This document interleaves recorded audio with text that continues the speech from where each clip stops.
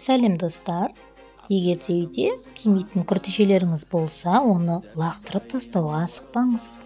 Одан да үйге әдемі жұмсақ жастық жасауға болады.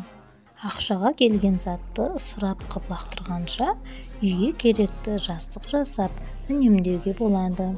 Мен балалардың бөлмесіне осындай түстен перде тіктірген едім. Содан қалған матаны лақтырып тастамай, жастықтың қабы еткенім дұрыс деп ойландым.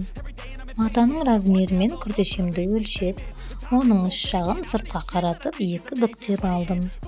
Күртешенің іші жылжып кетпейтіндей етіп, оны 4 жолғып әдемілеп тігіп шығамыз. Жібімді 4 қабат етіп сабақтап алдым. Сонда менің тіккен күртешелерімнің ордалары бір-бірінен ажырамай көпке дейін шыдайтын болады. Ал егерде 2 қабатталған жіппен тіксеңіз, ол тез жыртылып, іштері жылжып кететін болады. Міне күртешемнің ортасын 4 жолғып тігіп алдым. Енді оның бас жағын ішке қарай әдемілеп, қайырып, бас жағында 4 бүштетіп тігіп аламыз. Жыл сайын өзімізден, балалардан қалған осындай күртешелерден диван бетіне қойып қойғанға, төсектің бетіне қойғанға әдемі матадан осындай күртешелер тігіп отырамын. Мен өзім ысырапты ұнатпайтын болғандықтан лақтыруға қимаймын. Міне күртешемнің бас жағын осылай тігіп болдым.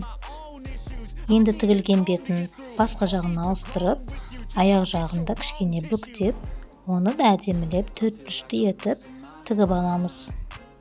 Мен бұл ісімді пайдалы деп ойлағандықтан сіздерге де осындай ойды жеткізгім келді. Міне менің жастығым дайын болып қалды. Екі жағында жақсылап тұрып тігіп алдым. Міне сондай аппақ әдемі мамық жастық шыға келді.